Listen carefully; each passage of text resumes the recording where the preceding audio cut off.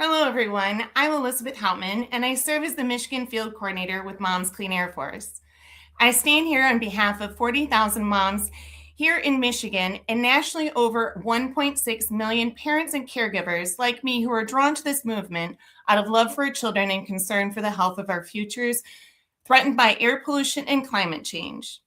The Environmental Protection Agency was created to help and protect our children and the environment in which we raise them. Yet this week, it made an unprecedented, reckless, and dangerous decision to repeal the endangerment finding, sabotaging its own ability to protect us from climate change. The endangerment finding was issued in 2009 with bipartisan support and backed by extensive scientific evidence. Revoking this puts our families and our communities at risk. Sadly, this move follows a dangerous pattern we've been seeing under Lee Zeldin EPA all year, corrupting the agency's mission for the sake of a few dollars for the oil and gas industry, even as respected business leaders urge us to diversify into clean energy. As a mother and an advocate, I am sickened by what this means to our vulnerable community members. 2 summers ago and again this year, Michigan made global headlines for having the worst air quality in the world due to prolonged and devastating Canadian wildfires. In Livingston County, our skies were choked with smoke. We were told to shelter indoors, but for families like mine, it was not enough. More than 153,000 children here in Michigan have asthma, including my son. And on that day, he could not catch his breath. We had to rush him to urgent care, and I will never forget the fear in his eyes as he gasped for air. No parent should ever have to feel like that, and no child should have to suffer like that. According to the American Lung Association, Michigan has one of the highest rates of asthma in the county. 12 counties receiving failing air quality grades, and childhood asthma rates are significantly higher for children of color. Black children are 10 times more likely to die from asthma than white, non-Hispanic kids. Favoring the interests of polluters is no way to make America healthy again. Repealing the endangerment finding is both a moral and legal failure. There is overwhelming public support for policies that protect us from climate pollution. Tens and thousands of parents, doctors, teachers, and faith leaders and business leaders are standing beside me today, submitting comments opposing this administration's dangerous proposal before public comments closed in August. We were ignored, we were dismissed, and we were told that our family's health does not matter. So today we are here once again to raise our voices and reject this reckless and ruthless decision by EPA. Now it is my honor to introduce our next speaker, a fierce advocate for public health and climate protections for our children and the communities that she serves, Congresswoman Debbie Dingell. Thank you.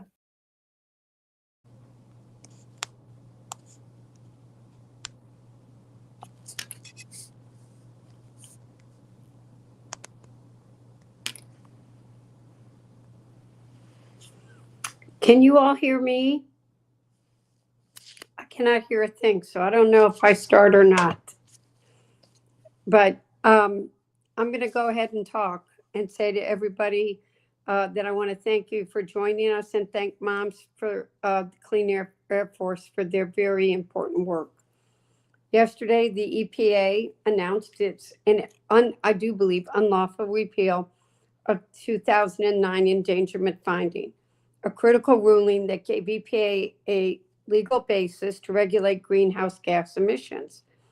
And this scientific finding has been held up in courts over the years.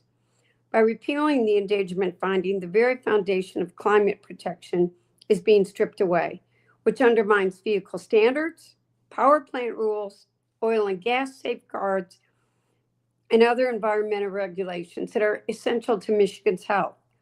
It denies science, gives polluters a free pass, and leaves Michigan communities to bear the cost. I want to be clear what that means for Michigan.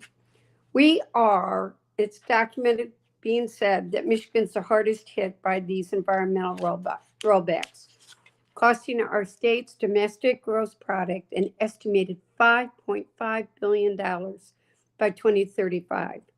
That is jobs, wages, and economic growth drained from our communities.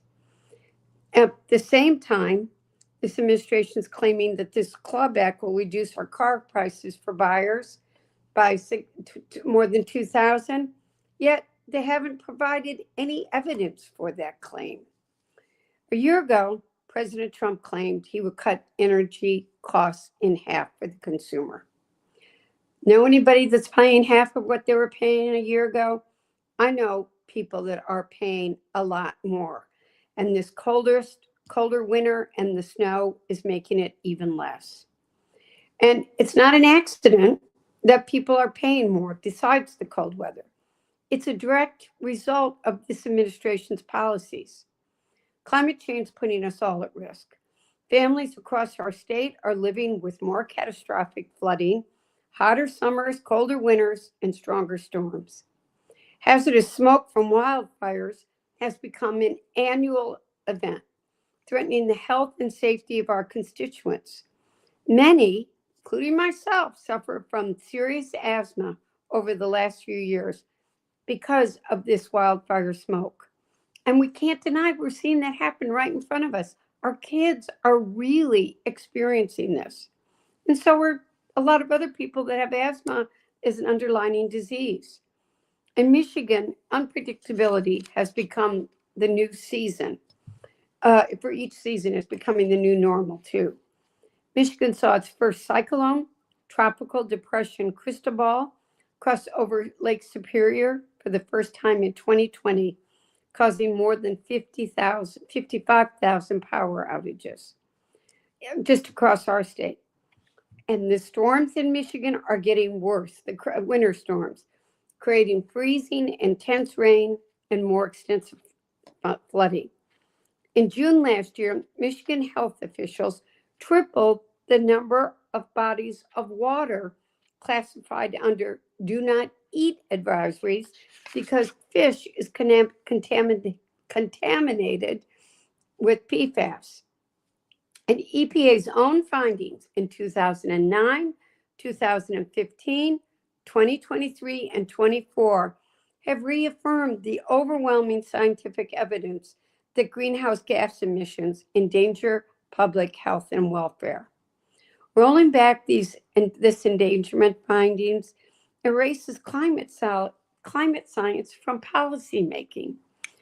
Air pollution, I want to just be really clear. Air pollution is a public health problem. People are getting sicker, and more children and adults are getting asthma from air pollution. I went to a school where the parents wanted to talk about the emissions in the area. We've since gotten monitors. My asthma is not bad compared to many people. I had an asthma tech in the school and I had to go out and get my inhaler, which, trust me, my doctors wish I used it more reliably. Healthcare and insurance premiums are soaring, and with this repeal, families are going to see more pollution-related illnesses, more hospitals visits, and more economic harm. By repealing this endangerment finding, the EPA is abandoning what it is supposed to be there to do: protect health, safety, and the economic well-being of Michigan communities across the country. And you know what? They're not even the most economically sound options. This is being made for political reasons, and it doesn't provide the most affordable options to consumers. Let's be real. Renewables are cheaper. There's just no question about it. And we are pulling back everything on making renewables real in this state. More affordable energy like wind and solar are local clean energy options that keep bills down. Michigan's been a national leader in clean energy manufacturing innovation and a global leader in automotive. The automobile industry can't be treated like a ping pong ball either, bouncing from administration to administration. After years of investment flowing into EV and battery projects in our state, last year we saw roughly $3 billion in disinvestment because of this administration's policy. And not only, this administration doesn't like EVs, other countries do. And we need to stay at the forefront of innovation and technology. And I want us to stay a leader in the global marketplace. which means we need to be building vehicles the global marketplace wants. I hear from constituents who are struggling to keep up with their utility bills. Senior working families and small business owners are telling me they're being made to make impossible choices. We shouldn't have to choose between keeping lights on and putting food on the table. And that's what this administration's policies are doing. So we need to reverse course. We need to be worried about people's public health, what pollution does to them. The federal government has a responsibility to protect public health and welfare, and that duty cannot be abandoned. So I make you this promise. I'm going to keep fighting for this, and we'll be answering questions. And I'm going to turn this over to Teresa. All right, thank you so much, Congresswoman Dingell. My name is Teresa Homsey, and I'm speaking on behalf of the Michigan Clinicians for Climate Action. We represent more than 400 Michigan health professionals, including physicians, nurses, public health officials, and so on. And like Elizabeth and Congresswoman Dingell alluded to, when the rescission of the endangerment finding was first proposed in the summer of 2025, Michigan was smothered by Canadian wildfire smoke that had resulted in multiple days of unsafe, dangerous air quality across the state. As a non-point source of air pollution, there was little direct action we could take to protect the public and limit their exposure to a mixture of hazardous air pollutants, including fine particulate matter, nitrogen oxides, and ozone, among others. Advising people to stay indoors and run their air conditioning is not feasible for many in our state, nor is it a sustainable solution, as we have now faced multiple summers with orange, hazy skies. While people were struggling to breathe this summer, including Elizabeth's son, the irony of the endangerment finding repeal was not lost on us. We know one of our best common sense tools for combating this existential issue involves reducing vehicle tailpipe emissions. There is a plethora of scientific research linking the increased frequency, severity, and duration of wildfires to rising global temperatures associated with fossil fuel combustion and greenhouse gas emissions. According to the EPA's own data, the transportation sector is the largest contributor of greenhouse gas emissions in the country, accounting for a third of all emission sources in the US. Now, based on the weak evidence provided by the EPA, it's clear the agency is failing in its stated mission to protect human health and the environment. And this latest repeal was done in complete disregard of any rigorous scientific process.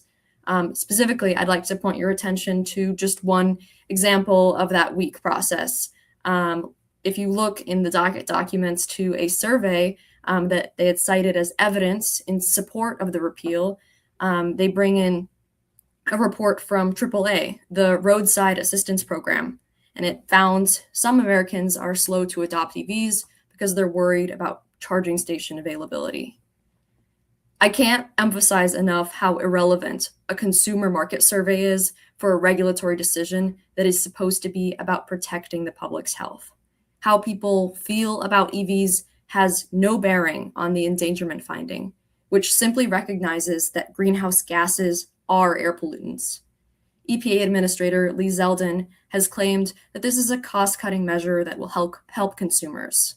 And setting aside that the EPA's priorities are to protect the environment and human health above all else, I have yet to see any evidence in support of that claim either, that this is a cost-cutting measure, especially when you consider that playing regulatory ping pong, as Congresswoman Dingell referenced, does not help our economic development either.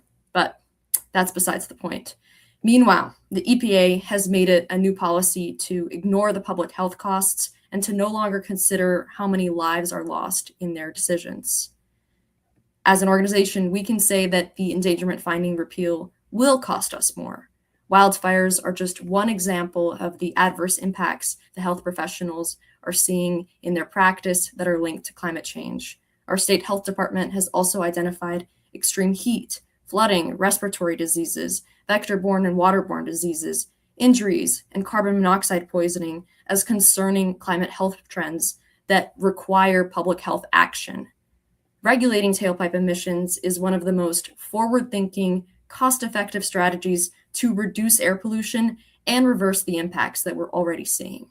And while I'd like to see the agency reverse its course on this repeal and uphold its stated mission, I hope that our leaders in Congress can work to maybe reinstate the endangerment finding. I also implore our automakers here in Michigan to not abandon emission control technology in their vehicles, because it's clearly not the way of the future.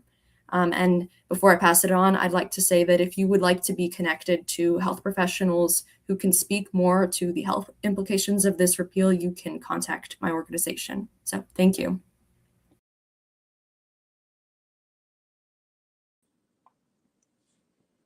Hi, good afternoon, everyone. I'm Samantha Pickering. I am the Public and Environmental Health Policy Manager for Michigan Environmental Council.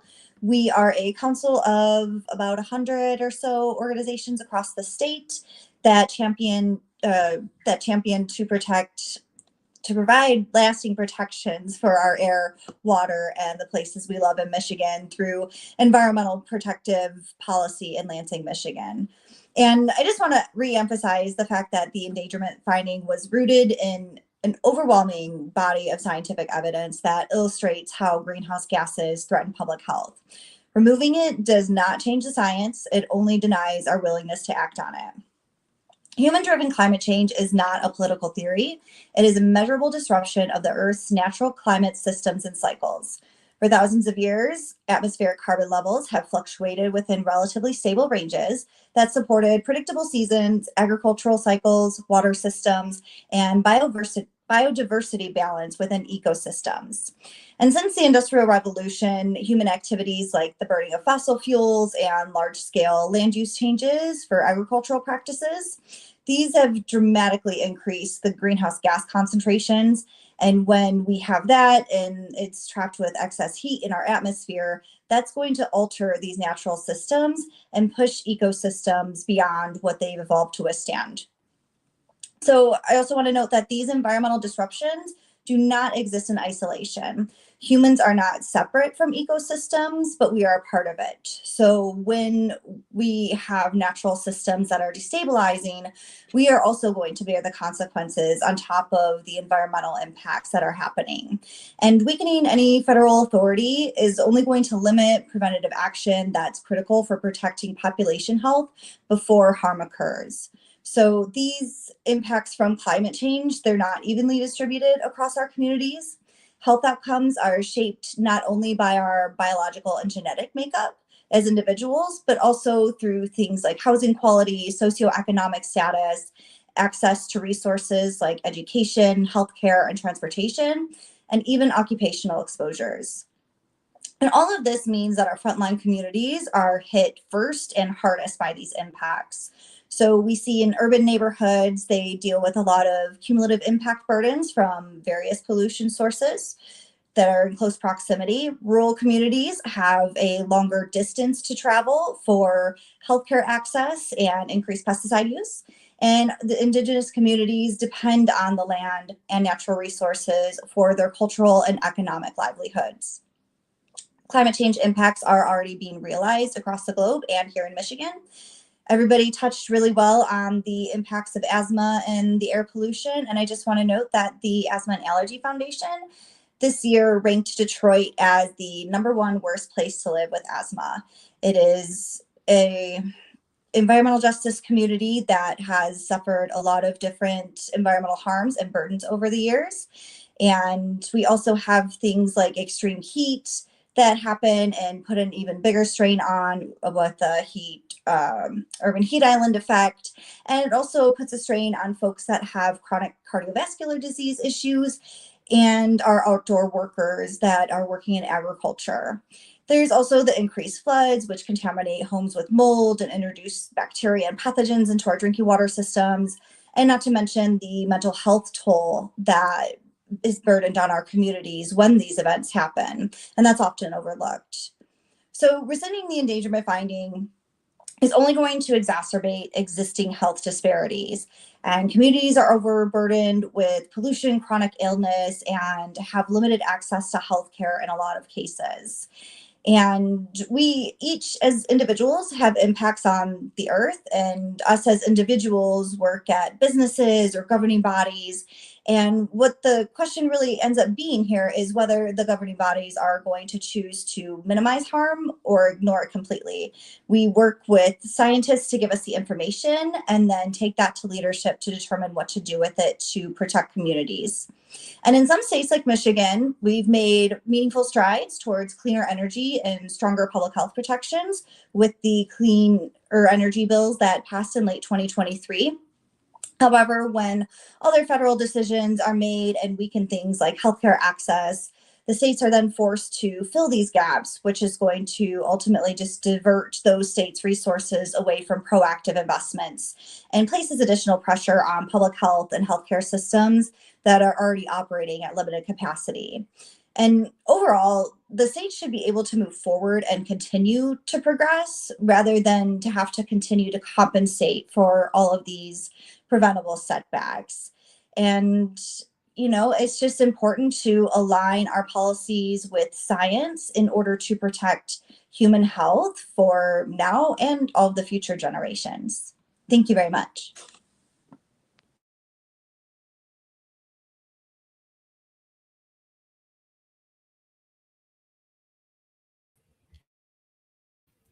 Thank you all very much for attending today. I'd like to thank Congresswoman Debbie Dingell for her time, Teresa and Samantha.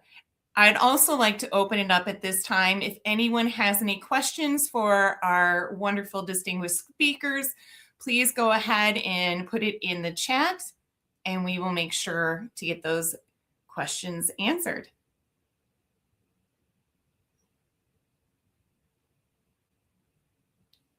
I'm not seeing anything right this moment, but I will give it just another minute before we sign off.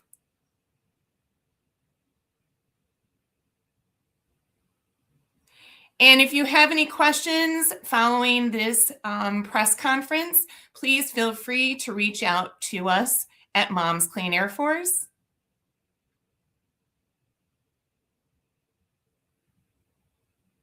I'm not seeing any questions at this time. I would just once again like to thank our distinguished speakers today for taking the time to talk about this very important matter. Thank you so much.